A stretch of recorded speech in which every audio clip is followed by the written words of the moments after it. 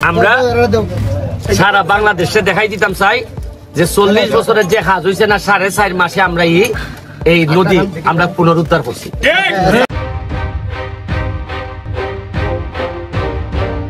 সম্মানিত হইতে গেলে সম্মান দিতে হয়। তুমি আরেকজনের অপমান অপদস্থ কইরা কোনোদিন তুমি সম্মানিত হইতে পারবা না। এখন আমি ধরো এমপি হইছি, আমার কাজটা কি, যদি আমি সৎ লোক হই তাহলে আমার কাজ হলো আরো সৎ লোককে নিয়ে আসা রাজনীতি, নাকি না আরো অসৎ না? সৎ লোক না। এখন আমি যদি বক্তব্য দেয়া কই যে ভাই আমার আরো কিছু সৎ লোক আপনারা দেন, এটা কি কারো বিরুদ্ধে বলা হইলো? না, বিরুদ্ধে তো একমাত্র বলা হইলো তার যে নিজে মনে করে যে সৎ না। আমি যদি এরপর কইবাই গিতা যে রয়্যাল বেঙ্গল টাইগার বেলা হাওয়া খাওয়া করতাম, আমি বিদেশি সিস্টেম করছি। চা বাগানের ভিতরে যত ব্যবসা হইব এখানে চা বাগানের শ্রমিকদের রাখুন। কথাটা আমি বুঝাইতে পারছি, মানে এরা চা বাগানের সাথে সাথে এরা নিজেরা ইনকাম। যেমন আমি 3টা এখানে চিন্তা করছি, তাতে সবগুলা দিয়ে দিলাইছি আমি চা বাগানের শ্রমিকদের। এখানে আমি কোনো আমার অন্য লোক দিতাম না, কারণ চা বাগানের লোক দিয়ে আমি চালাই পরিষ্কার। আমি আজকে মরলো মরমু, 10 বছর পরে মরলো মরমু, আমি প্রস্তুত সবকিছুর লেগে। তবে মরার আগে আমি আমার সোনারঘাট, মাধবপুর, ইভেন সারা বাংলাদেশে যারা বাংলাদেশের ক্ষতি করছে তারারে আমি শান্তিতে ঘুমাইতে দিতাম না। আমি নিজেও ঘুমাইতাম না শান্তিতে, কিন্তু যারা 2 নম্বরই করছে, আর বিশেষ করে চা বাগানের মানুষের ঘাম দেখলে আমার 50 বছর ধরে এরা ঘামতেছে, কিন্তু এদের জীবনে কোনো পরিবর্তন আসে নাই। সবার পরিবর্তন আইছে, প্রতিটা লোকের পরিবর্তন আইছে। চা বাগানে ব্যবসা করে আমার বাপের পরিবর্তন আইছে, আমার বাপ ধনী হয়েছে, কিন্তু চা বাগানের মানুষ ধনী হয়নি।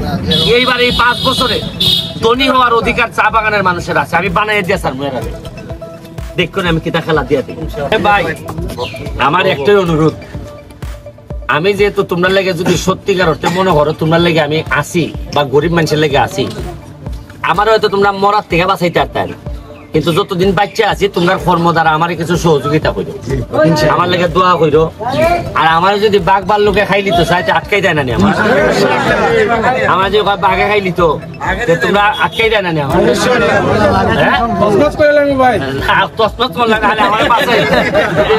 এখন আমার বাসায় বইলা দেয়া আছে, চা বাগানের কোনো মানুষ যদি এমপির বাসায় যায় সে যেন কোনোভাবে কোনো জিনিস ছাড়া যেন ফেরত না আসে।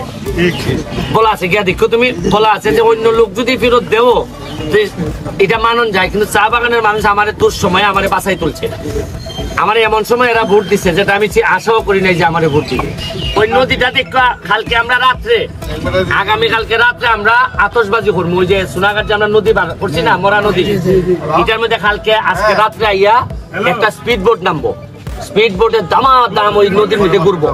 এটারে 1 মাসের লেগে আনছি, তেল দেওয়ার যে যেভাবে মন ধরে গিয়ে স্পিড বোটে উঠবায় ওইটা চালাইবে। আমরা কালকে রাত্রে এখানের মধ্যে লাইটিং হইব, এই আতশবাজি উঠবো আকাশের মধ্যে, আর ওই লেগে তোমার ওই যে পতাকা টতাকা উঠবো। আমরা সারা বাংলাদেশে দেখাই দিতাম চাই যে 40 বছরের যে কাজ হইছে না 4.5 মাসে আমরা এই নদী আমরা পুনরুদ্ধার করছি। তাইলে তোমরা বইয়া এখানের মার্কেটের যারা আছো দোকানদার সবাই বললে আমার একটা প্ল্যান দিও যে এইটারে কিভাবে সুন্দর করা যায়, মানুষের নজর কারা যায়। তুমি যে খাটল নিয়ে বউ, এখানের আর বাইরের কোনো পার্থক্য নাই।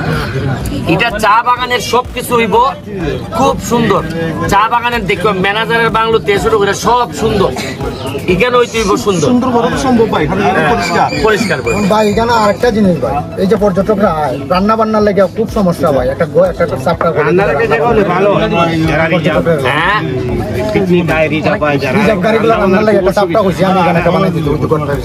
আচ্ছা, এটা সপ্তাহ সময় গেছি সোনারঘাট মাধব সপ্তাহ শেষ। ওখানে ভালো বিল্ডিং ছাড়া কোনো মাপ নাই।